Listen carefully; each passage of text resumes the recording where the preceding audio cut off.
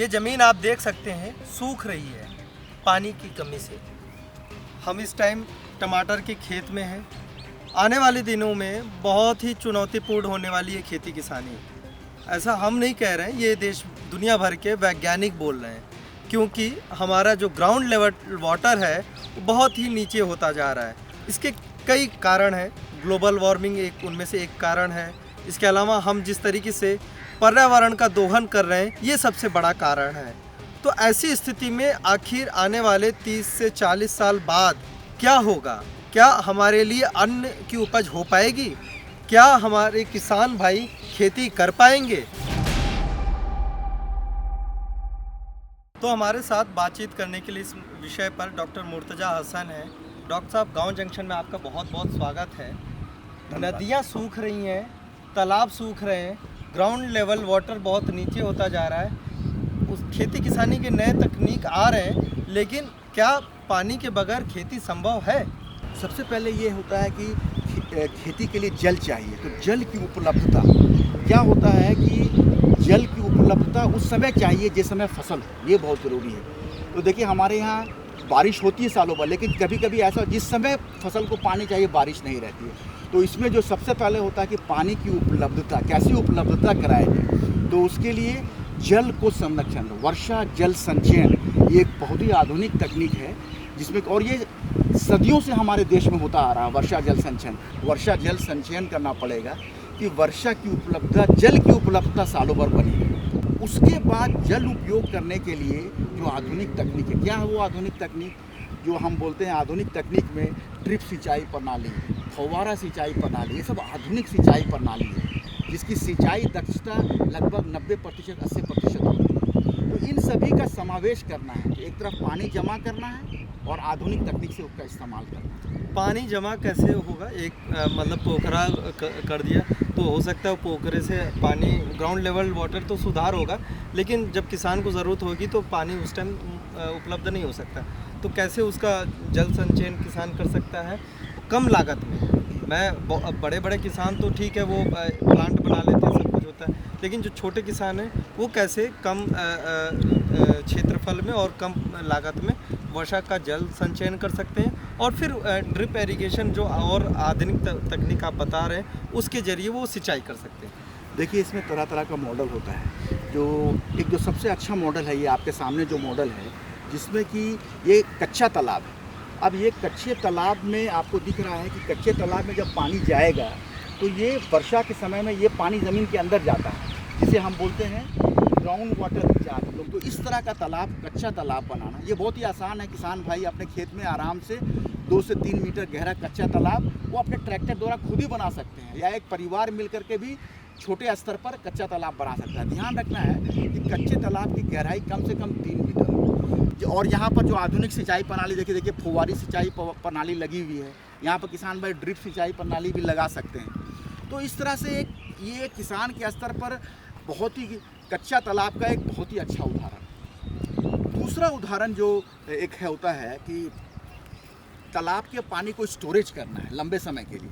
यहाँ तो स्टोरेज नहीं हो पा रहा है। स्टोरेज के लिए जो किसान के स्तर पर जो तकनीक होती है, जिसे हम बोलते हैं लाइनिंग वाला तालाब, उस तालाब में हम क्या करते हैं, तालाब बनाते हैं इसी तरह का कच्चा तालाब। अब इस तालाब का जो साइड है और इस तालाब का जो बॉटम है, धरातल है, इसमें हम 500 से 700 mm मोटा ये ख़ास तरह की पॉलीथिलीन शीट मिलती है, जिसे खास के आजकल जियो मेम्ब्रेन शीट कहते हैं। और इस तरह की मोटी शीट होती है, ये यूवी स्टेबलाइज भी होती है। कोशिश करें कि ये ब्लैक कलर की लें। उसका मॉडल भी आपको हम दिखलाएंगे कि तालाब कच्चा बना और उसके बाद किसान भाई इसे। लागत कितनी आती है इसकी? लागत जो छोटा, अगर मिनिमम आप कितना सजेस्ट करेंगे कि एक किसान को इतना छोटा तालाब तो रखना ही चाहिए? लेकिन देखिए, 2 चीज़ होती है। जिस तरह का जब किसान भाई बिल्कुल कच्चा तालाब बनाते हैं तो हमारा स्टोरेज कॉस्ट हम कहते हैं लगभग 10 पैसे प्रति लीटर आता है। और जब किसान भाई तालाब में अगर जो जियो मेम्ब्रेन शीट लगा देंगे, मोटी प्लास्टिक लगा लेते हैं, तो उसका कॉस्ट लगभग 30 से 35 पैसे प्रति लीटर आता है। ये किसान के लिए बहुत ही अच्छा मॉडल है। कोशिश ये करना है कि जब इस तरह का तालाब बन गया तो तालाब के आसपास कुछ नाली बना देना है, जिससे कि आसपास का जितना भी पानी है वो तालाब में आपके पास पहुंच जाए। अब जब इस तरह का तालाब बन गया तो किसान भाई इसमें किस तरह से अधिक इसका इससे आमदनी ली जाए।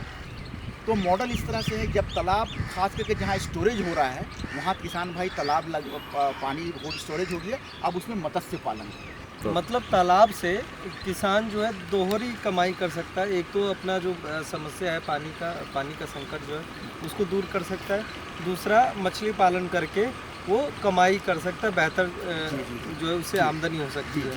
तो आप ये जो बता रहे हैं, टेक्निक जो बता रहे हैं, अब इसका उपयोग कैसे करें किसान, मतलब खेत तक कैसे पानी ले जाएं और कम पानी में जो है कैसे खेत की सिंचाई करें। ये जो मॉडल है इस तरह ध्यान, सबसे पहले ये हो गया कि किसान भाई को इस तरह का तालाब बना लेना है। अब इसमें जब तालाब बन गया तो इस पानी को कैसे अच्छे तरीके से इस्तेमाल करना है। तो किसान भाई अपने आसपास के खेतों में आधुनिक सिंचाई प्रणाली लगाएं, जिसे हम बोलते हैं ड्रिप सिंचाई प्रणाली, फव्वारा सिंचाई प्रणाली। ये आधुनिक सिंचाई प्रणाली है और ये सिंचाई प्रणाली बहुत ही उपयोगी आने वाले समय में कहा जा रहा है कि इसी सिंचाई प्रणाली चलेगी। जो हमारा परंपरागत सिंचाई प्रणाली को ख़त्म करना पड़ेगा क्योंकि उसमें पानी बहुत ज़्यादा व्यर्थ लगता है। तो और क्यों ज़रूरत है, क्योंकि इसकी सिंचाई दक्षता मैंने बताया 90% से भी ऊपर होती है, इतनी अच्छी होती है। तो आने वाले समय में किसान भाइयों को पहले पानी जमा करना है और उसका स्टोरेज करने के बाद इसी पानी को आपको इस्तेमाल करना है किस चीज़ में, ड्रिप इरिगेशन और स्प्रिंकलर सिंचाई प्रणाली। जी।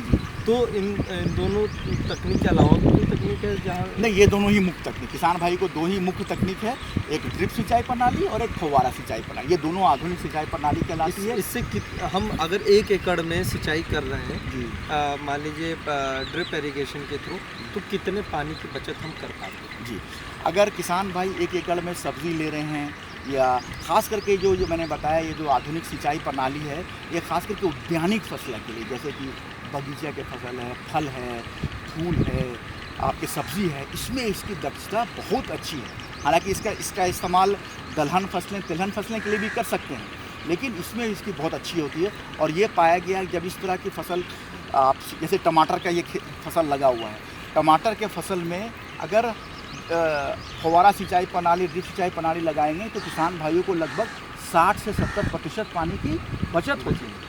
तो ये इस तरह का मॉडल, ये ध्यान रखना है कि आप पानी जमा कीजिए और फिर उसका अच्छे तरीके से इस्तेमाल कीजिए। तो ये मॉडल अगर किसान भाई करेंगे तो आने वाले समय में उनके लिए बहुत उपयोगी होगा। अच्छा, जो ये पॉन्ड आपने बनाया है वर्षा जल संचयन, इसको खेत में लाने के लिए क्या सोलर सिस्टम का प्रयोग करते हैं? जो पंप वगैरह होता है, जो मशीनरी, उसके लिए सोलर वगैरह का वो होता है? ये आपने बहुत अच्छा प्रश्न किया है। एक तो जब ये पानी जमा हो गया उसके बाद आपको ड्रिप सिंचाई प्रणाली चलना है, तो ड्रिप सिंचाई प्रणाली को चलने के लिए ऊर्जा की आवश्यकता होती है। ऊर्जा कहाँ से आएगा? आप इलेक्ट्रिकल एनर्जी लीजिए या आजकल आप सौर ऊर्जा संचालित पंप, ये भी एक बहुत आधुनिक तकनीक है, सौर ऊर्जा से चलने वाला पंप लगाइए।